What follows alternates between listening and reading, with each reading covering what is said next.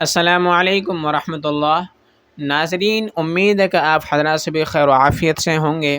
آج ہم بات کریں گے حالت حیض میں عورت کون کون سی عبادتیں کس حد تک کر سکتی ہے۔ تو سب سے پہلے لیتے ہیں نماز۔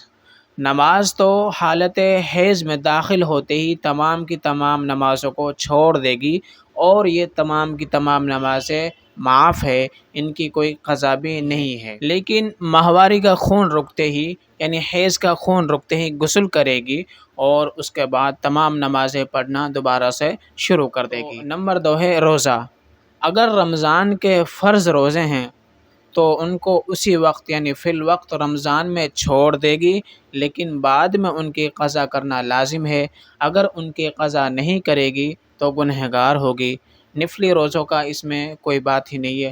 نفلی روزے نہ تو ذمے میں ہے اور نہ ہی ان کی کوئی قضا ہے۔ نمبر 3 ہے قرآن کریم کا پڑھنا۔ حالت حیض میں قرآن کریم کا پڑھنا جائز نہیں ہے بلکہ حرام ہے۔ ہاں، اگر معلمہ ہے، بچوں کو پڑھانے والی ہے، تو آیت کو ٹکڑے ٹکڑے کر کر پڑھ سکتی ہے۔ مثلاً الحمدللہ رب العالمین، یہ ایک پوری آیت ہے، تو اس طرح پڑھ سکتی ہے۔ الحمد الگ، للہ الگ، رب الگ، العالمین الگ، یعنی اس پوری آیت کو 4 ٹکڑوں میں کر کر پڑھ سکتی ہے۔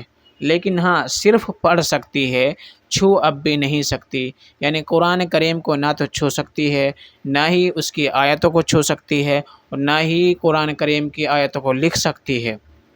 اسی طرح نہ مسجد میں داخل ہو سکتی ہے حالت حیض میں، نہ طواف کر سکتی ہے۔ ہاں، البتہ اذان کا جواب دے سکتی ہے۔